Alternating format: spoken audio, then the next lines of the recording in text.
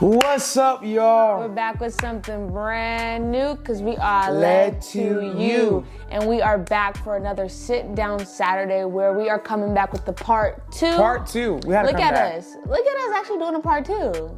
Actually, and Wow. doing it. I know. We said it. But we and then we're actually doing doing it is a different Crazy. thing. Yeah. It's crazy. Look at the growth. We're growing Look up. at the growth. We are doing part two to our last video talking about encounters Yes. with Jesus. We couldn't finish it. We couldn't. It was like an almost an hour long, and Yeah, we definitely went in for 30 minutes, Yeah. and it went an hour. So we're back. hopefully you guys watched all of that.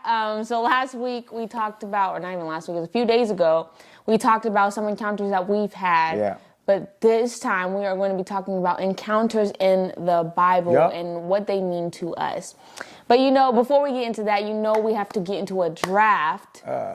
Speaking of that, there are going to be some changes coming within the channel. We are actually going to be moving these unpopular opinions and drafts to a new segment That you have not. that you will be seeing next week. They haven't And so seen. They don't know what it is. maybe can we put the intro in? Yeah, let's play the intro. We'll play the intro.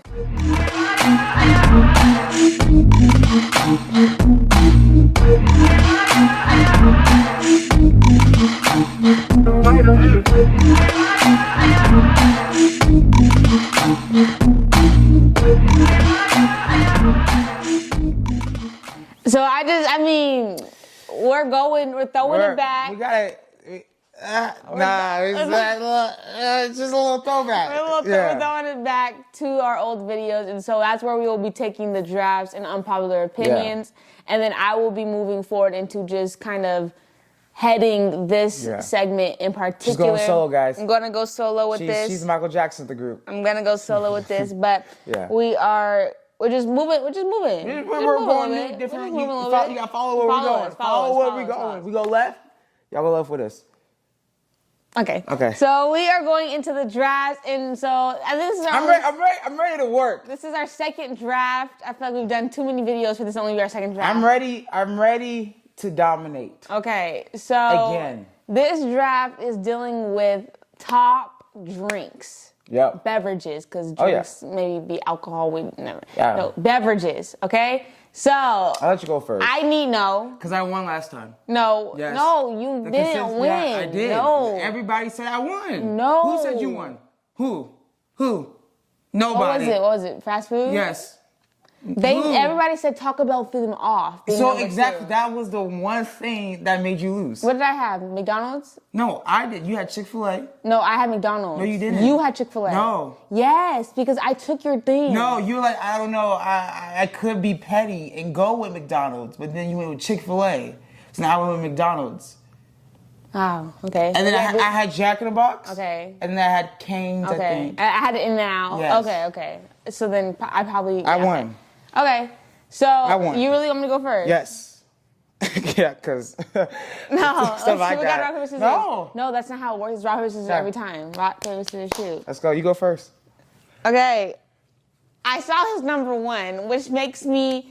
No, I'm going to stick with mine. Because do I do it for the people or do I do it for me? Wherever you're going, because I have backups. That's the Okay, thing. I'm going to go number one drink or beverage is lemonade. I switched it because I saw his. He shouldn't have let me see it. Okay. I saw it. Because you're gonna go simply lemonade, a nice strawberry lemonade. You're gonna do what you want to do. I think it's just that's just what, it's petty. Yeah. Well, Okay. there's nothing I can say wrong about lemonade. A peach lemonade, blueberry lemonade, raspberry so you really lemonade, try to rub that in. all of that. So Okay. All right, we're off to a shaky start, guys. Eee. All right. I didn't know we were playing like that. Okay, so my number one, keep it simple. We gotta go with water.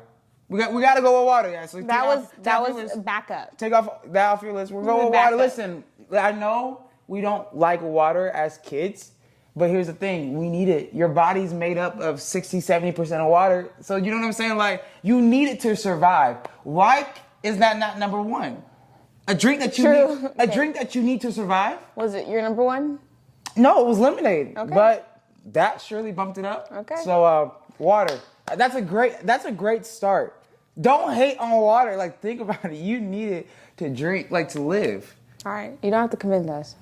You know, with water, Yeah. you can do packets. Like. No, it's just water. Okay, and lemonade, what does it consist of? No, I know. Water. It's just water. Anyways, my number 2 is Sprite. We're going, particularly McDonald's Sprite, hit the back of your throat. No, you can't. No, it's Sprite. You can't specify it. Yes, to you one just thing. said no, it's Sprite. No. But I want them to focus on McDonald's Sprite. You talked about water and talked about how that's 60-70%. You're trying to convince them. So mine's a Sprite. Okay. But if you want to think about a specific Sprite, go to Okay. McDonald's, and that's all I can say. So that's number 2. why McDonald's is number 1. But anyway, my second, this is apple juice. Apple juice. That hurt. Yeah, apple juice. That hurt. I mean, who doesn't like a good, like let's go, since we're trying to get them to go back. Let's go back to when you were a little kid and you had those juice boxes, right? And that white straw, that white bendy straw. You put it in and you just, a sip by sip, it just hit the spot differently. Apple juice, well, you can never go wrong with apple juice. It's nostalgia at its finest. Apple juice? Yes, it may make your stomach hurt, but what doesn't? Water doesn't. That's why that's number 1. So if you're bringing it back, then I'm going to go for my number 3. You're going back to childhood. I'm going back. It's going to be Capri Sun. There's nothing wrong with a good Capri Sun. It doesn't matter how young you are. You're trying to tie that all in. Not every Capri Sun's good. Okay, you don't go for your favorite one. Don't listen to him. Whichever one Just rocks, saying. whichever one floats your boat, go for it. Whether that's that strawberry kiwi, but everyone loves that Pacific Cooler. Go ahead and try that. Saying. My dad will, when we have them in our pantry or in our fridge, my dad will grab them. My mom will drink them. Malachi will drink them. I will drink them. Our little, he's not even our brother. Yeah. He's not even our brother. He's not, but it's all right. It doesn't even, that point is just out the window because we don't even have a little brother. Wait. You are my little brother. Okay. We collectively don't have a little brother, is what I'm saying. But anyways, from young to old, Capri Suns are the way to go. All right. We're gonna, I don't know what my voice just did right there, but what we're gonna do is we're gonna take a little turn real quick. Can we take a little turn? Follow me. I don't know where you're going. Follow me. So this isn't necessarily a drink that you would do to get your thirst quenched. But this is a drink that we all drink and that hits different. And when you really get a good... No, because where are you going? Hot chocolate. Why was that on my list? Hot chocolate. Good job, bud. I'm proud of you. Some good hot cocoa. That was on my list. Or let me just, chocolate drinks in just general. So you got hot chocolate, chocolate milk. Like these, no, yes, no. Chocolate drinks, no, yes. Hot chocolate and chocolate milk are two different things. You know? Yes, no, pick one. Choose ye this day. No, pick one. No. Chocolate drinks. Chocolate drinks. Chocolate drinks. That's like me saying juice. No. No. Yes. I specified it. No, juice. No. Fruit juice. Okay. I would respect that. No. But here's the thing. No. You didn't say that. No. Okay, then I'll keep it with hot chocolate then. See, she's mad. She took my lemonade. No. She just trying to take everything else. It's all right. Hot chocolate on a cold winter day. Let me set the scene for you guys. It's December. The Christmas lights are up. It's Christmas in the air. You're hearing jingle bells on the radio. Jingle bell rock. You know, everyone's just in a good mood. You're outside. It's cold. Got a hoodie on. Talking to your friends. And you're like, I could really do some hot cocoa right now.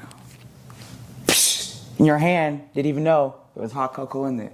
Take a sip, just chills, ooh, your whole body. Hot cocoa hits different. So that's why water's number 1. Okay. So as you can see, he went into this very prepared and it's kind of crumbling. My number 4 is coffee. I feel like she just made that up on the spot. No, it's on my list. Coffee is number 4. For some people, it should have been number 1, and I respect that. But that's why I gave it to you guys for number 4. That's just all I have to say. Hot coffee, cold coffee, frappuccinos, whatever it is. Specify what coffee. Coffee. It can't be hot and cold. It got me one. No. Choose these days who you will serve. Coffee is coffee. What? Chocolate drinks are chocolate drinks. No, That's all I'm it's not. saying. That's all I'm saying. That's all I'm saying. Malachi is fighting something. That's all I'm saying. He knows he's losing. I'm not And that's losing. why I'm not even pressed about his arguments because it doesn't matter. I know I'm not losing. Coffee. That's the thing. Whatever coffee you like is the coffee you pick to be on this list. And that's all I'm saying. Coffee's number 4. I don't even have to go into it. Go ahead, Malachi. You got 2 more left. I'm going to go. You don't even have that many on your list. Stop. That's the thing. Stop looking at my phone. That's why you took lemonade. No, lemonade was number 2. I made it number 1. Okay. So I'm going to go for my number 4. It's a good, solid drink that people like. I'm going to go Gatorade. Did you think about that? Gatorade. Yeah, of course you didn't. Because you took my lemonade. Gatorade is just a solid drink. Like anytime you're playing sports, anytime you're doing something outdoorsy, and a cold Gatorade, a real cold one, just hits different. That's why water is number 1. Go. Exactly. He keeps going back to the water, and who is that really appealing to? Is really my question. And that's the thing. We don't want the things we need. Okay. This is the top best drink. So, anyways, We don't want. if we had a choice, though, that's what we're saying. If we had a choice of what we could drink, All right, this is you're going water off is not of artificial, but I'm going off of supplements. What minerals? What do you need? Vitamin A? It doesn't even have that, but it doesn't matter. Does it? What do you mean? Coffee's natural too.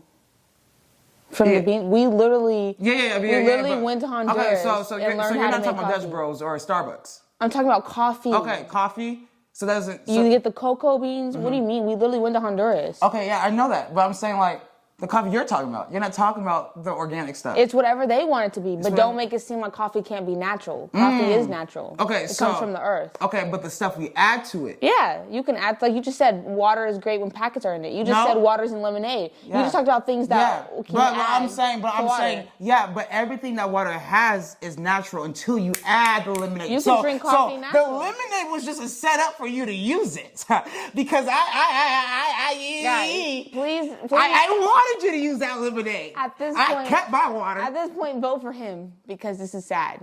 Please, just No, vote this for him. is sad for Number you. 5, this one is just for me. This one is personal. I'm going with Red Bull. I understand you can say hate it, it's not healthy. It's not. This one personally is just for me. It's Red Bull, and I know for those who love Red Bull will understand why I put it on the list. So that's my number 5. Okay, so I would go with my favorite too, but we're trying to win. It was nice knowing you. Okay. That's where you messed up. Okay. You should have done that, but you did. Oh, I hate that for you. So my 5, and I'm gonna drop the mic on this one. You're pretty. Sparkling cider. Yeah. A nice celebration. The sad thing. A nice celebration. It's a party. It's a birthday party. You're trying to cheers, but you're the sad thing cheering. about your list is no one is drinking these drinks on a daily basis. Who's really just gonna sit around every day and drink hot chocolate and sparkling cider? But it's best drinks. It's not. All right. Who's gonna drink Red Bulls every day? A lot of people. And then what do they go to later? Water. Listen, it all ties back down to what you need. So y'all can vote for Monique, and here's the thing. There's the 5 lists. Monique's list is lemonade, Sprite, Capri Sun, coffee, Red Bull. Malachi's list is water, apple juice, hot chocolate, Gatorade, sparkling cider. Please vote in the comments who would act this point. No, we're posting a reel. No, because, a story. No, because I could have went with hot. I could have went with Yoo-Hoo's. I could have went with my body armor drink that I drink, but I didn't. I wanted to. So you appealed to the crowd. You didn't go for what you believe. No, because those are the best drinks. But body armor's not. Those are the best drinks to me. But body armor. But we're saying best drinks in general. Yeah. I went for the things I love. For you love? Yeah. But what was the lemonade for? I drink lemonade all the time. So why didn't you stick to your? I did. I got lemonade and Sprite. I just flipped it around. Why'd you flip them around? Because I didn't want you to have it. Why weren't you confident? I got both of my top 2 though. No, but why weren't you confident? You're not understanding. No.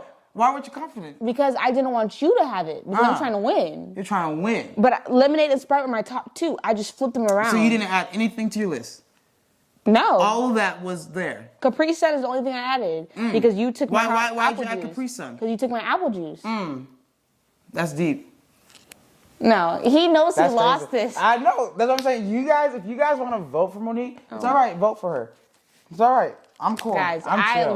listen to me. I don't have the energy. I don't have it either. So you guys see me. Please Look to at me. silence him at this point. Look at me. Vote Look for at him. me. No, Vote please for him don't. to No, don't silence vote him. for me. I'm good. I'm chill. Okay. But just laying it out there on the So table. go ahead and vote in the comments. That is the draft for this week. But let's go ahead and get into the video. All right, so like we said in last week's video, I keep saying last week. At this point, we'll just keep going with it. At last week's video, we talked about encounters that we had. Yeah. And we didn't want to just leave it there with personal experience, but we also wanted to bring in the Bible and some encounters that have been in the Bible that mean a lot to us. And so we're each going to talk about one encounter in the Bible that has really, I would say, impacted us the most. I was stuck. I'll go first. I was stuck between two. I was talking to my family and I was like, just pick one for me because at this point they're both, I feel like, monumental or vital when it comes to talking about encounters. There's no way you talk about encounters with Jesus in the Bible and you don't bring up these two instances. But I decided that I wanted to talk about the woman with the issue of blood. This encounter actually, it means a lot to me because I'm just going to go ahead and read it. So Luke 8, it says 43 through 48. A woman in the crowd had suffered for 12 years with constant bleeding, and she could find no cure. Coming up behind Jesus, she touched the fringe of his robe.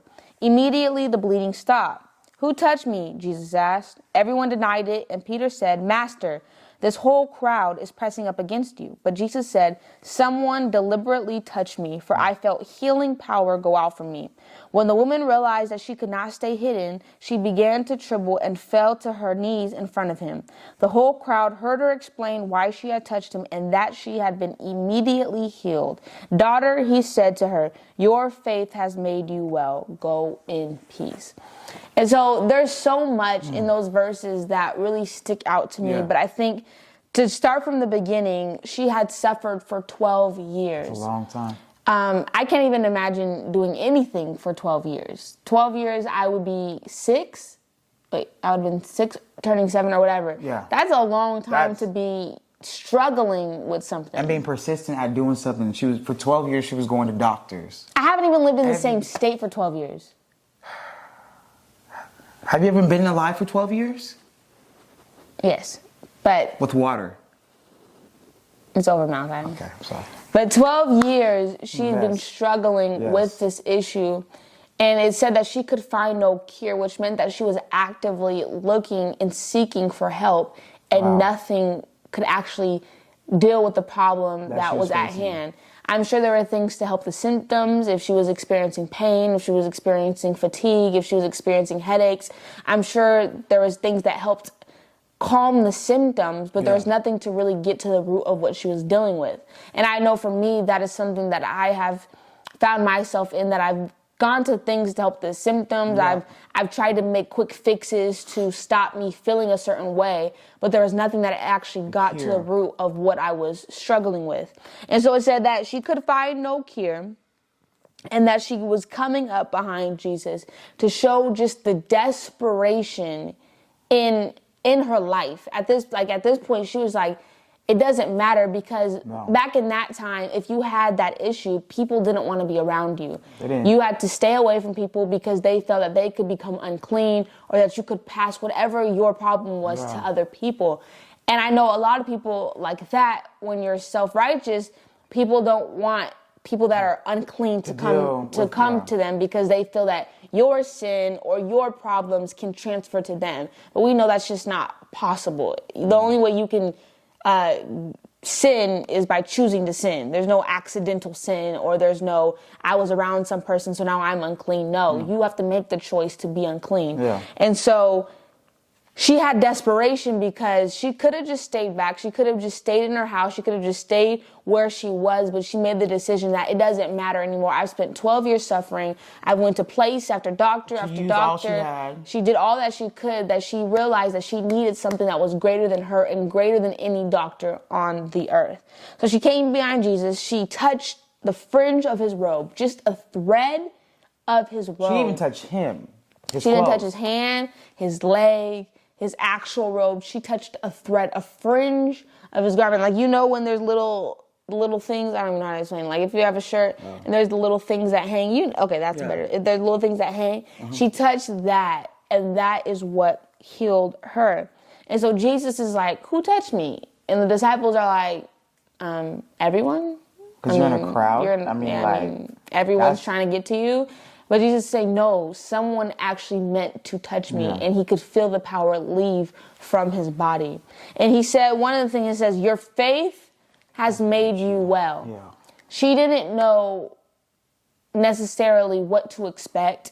She didn't know for a fact that this is what was going to happen, but she had faith that it doesn't even matter. Yeah. I need to be healed. I want to be healed. And I know that if anyone can do it, it's Jesus Christ. And so I think that it just sticks out to me because of her desperation and being in that place where it doesn't even matter anymore. For myself, I've tried everything. I've tried friends. Yeah. I've tried things to just calm symptoms. I've tried to just distract myself. I've tried to just go to church. I've tried to just sing songs over it. I've tried to just read a whole bunch of scriptures, but realizing I actually need an encounter with Jesus. I actually need to come into contact with who he is and allow him to actually deal with what was in my heart. And until I did that, like I said, you do a whole bunch of things, but you're not actually getting healed for the areas that you need to be healed in. And so the encounter sticks out to me because, like I said, of her desperation. And we have to get into that place of where we are desperate for Jesus. Yeah. Not in a place where you're just so depressed, but in a place where you're tired of doing the same thing, where you kind of just give up your own way. Yeah. And I think that's where she came to, is that she gave up her own way. She gave up trying to go to the doctor. She gave up even what people were saying around her, which was stay in your house or don't come out or don't come near me. She gave up all of these ideas, all of the traditions, all of the laws, all of the rules. She gave it up so that she could be healed, so that she could meet Jesus and actually get what she needed. And so that would be my encouragement through this encounter, is to give up your own way, to get out of the way, and to become so desperate for and hungry for God that you will do whatever it takes to actually receive what you need. That's good. That's really good.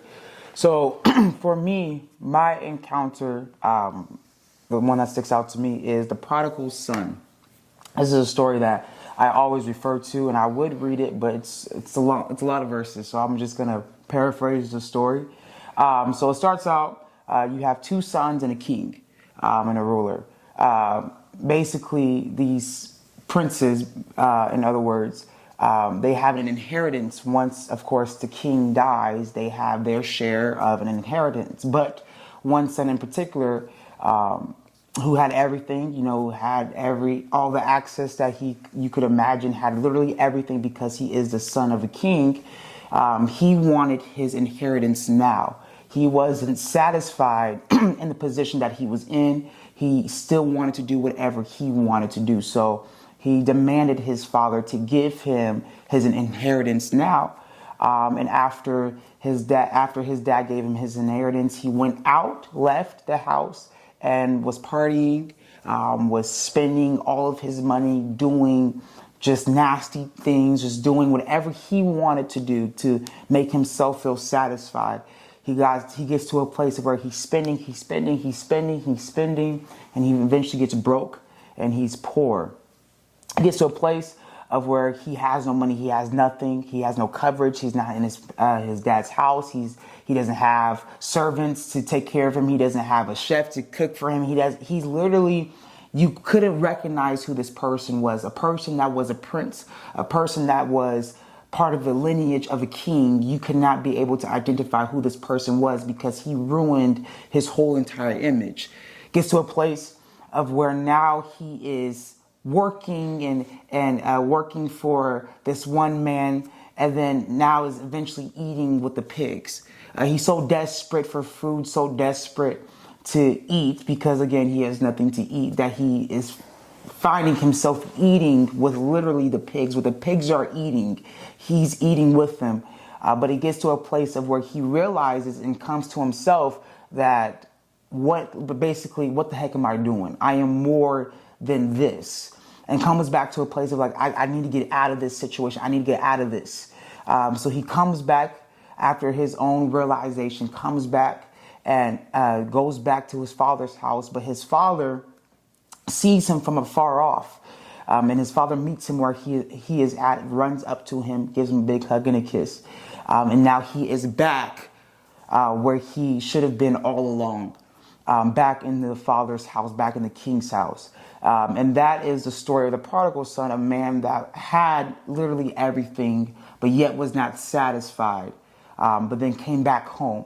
And for me, that story sticks out to me because, I mean, when you're in God, the King, you literally have everything that you need. You literally have everything that you can imagine: peace, joy, satisfaction, literally everything that we try to find in the world, we can find in God.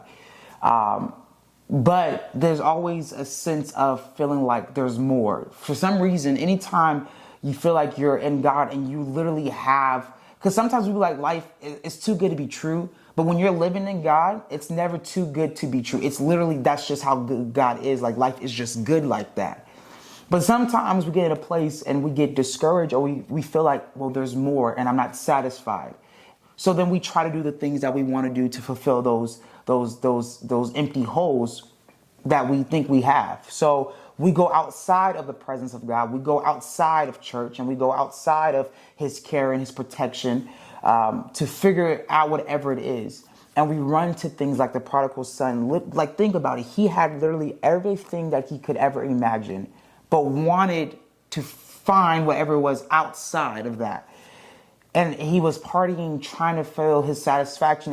Even me, I would try to find my satisfaction in relationships, and find it in opportunities and career paths and just different things. Me trying to meet the things that I had. I don't know why. Again, I was trying to find it in other things, but I already had the things that I ever wanted.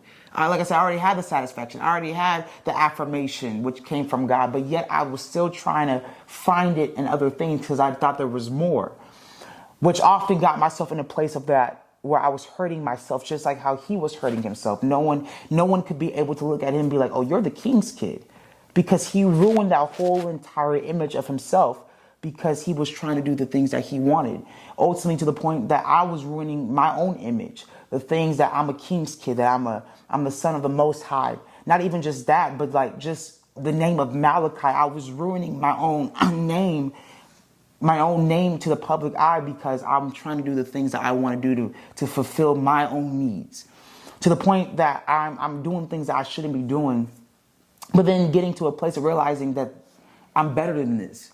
And I think that's one of the biggest things to the story is that he came to his own realization. He didn't have nobody to tell him like, hey, you're better than this. No one came to him and was like, hey, you're a king's kid. You shouldn't be acting like this. You should be doing better than this. He came to himself and realized, I shouldn't be in this position. I'm a king's kid. There's more to my story. I shouldn't be dwelling here. This isn't for me. And I think there's been times where I've came to myself, I'm like, Malachi, what are you doing? Like, look at what you're doing. Like you're better than this. You're better than settling for less. When you literally have everything, when it comes from God, why are you trying to go out in the world and you're only hurting yourself? Why are you seeking things that you will never find in this world, but you can find in God? Like you look, and I don't want to say crazy, but we can look crazy when we're doing literally everything. And like you were talking about your story about being desperate, right? To get fixed. And being desperate in a good way unto God, like it doesn't matter. Like, I'm gonna go out my way and get healed. But sometimes we can do the same thing for other stuff, We can be desperate for, like I said, affirmation, desperate for satisfaction, desperate for love, desperate for peace, that we're literally going out of our own way, going outside of God's care, going outside of his hand to fulfill those things. And we just kind of look crazy. And came to myself and was like, Malachi, you got to stop this. And then eventually, fast forward like the story, he went back to the Father, but the Father met him where he was at. And that's another big thing for me, that even though that I came to myself, but understanding that God was waiting for me the whole time, that God could have been like, well, you ran away from me, so why would I welcome you back? Like, why would I? No, but God welcomed me and waited for me. One of my favorite songs by Travis Green is You Waited. Like, doesn't matter what I was doing, you were right there just waiting for me to come back home. And you welcomed me back. And matter of fact, I never said this, but when he came back, they threw a big celebration for him. And just understanding that when we come back to God, God celebrates that. God is excited because he's like, my child is back home. And although he could ridicule us and he could make us feel some type of way, he welcomes us back with opening and welcoming arms and treats us as if we never left.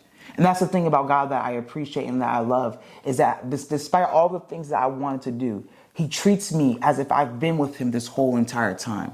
And just like how the Father did with his son in the story, gave him back his clothes and through a celebration, God has treated me as if I never left, in that I'm back home. But that's the story that sticks out to me, because it's like identical to my life. I ran away, did the things that I wanted to do, but now I'm back. And God has welcomed me back with welcoming arms. So that encounter, even though it wasn't like encountering, that person that encountered Jesus in the story, but it was a representation of, our lives with Jesus in a way. So, yeah. And I think that's good. I think everything that he said is good. I think the main point is coming into a realization of who you are and who you need. I talk about it in the lessons that I teach for the church, is when it comes to salvation by grace and it comes to humility, I think that is the major key of when it comes to an encounter with Jesus. Yeah. Is that you have to be in a place of being humble enough to realize who you are and who you need. When it comes to being saved, you have to realize that you are a sinner and you need a savior. When it comes to being healed, you have to realize that you are sick and you need a healer, right? When it comes to being in darkness, you have to realize I'm in darkness and I need light. When you're confused or where you go, I have to realize I am confused, I don't know where to go, and I need direction. When it comes to encountering Jesus, when it comes to seeking his presence, when it comes to even having a relationship with him, you have to be humble. You have to have humility in your heart, because that is the key to life. That's the key to blessings. That's the key to being justified, right? What Malachi was saying, when God looks at you just as if you never did that thing, that's what justification is. And he gives that to us through his son, Jesus Christ. And that's probably the biggest encounter, is what Jesus did on the cross. Because he exchanged what we deserved, which was death, and gave us life. He encountered us in that moment. He came to where we were at. He didn't have to, but he wanted to, because he loved us. He came to the earth and he lived the life that we could not live, and he died the death we should have died. And because of that, now we are able to experience life, to experience joy, to experience all that he has for us, that he planned for us a long time ago.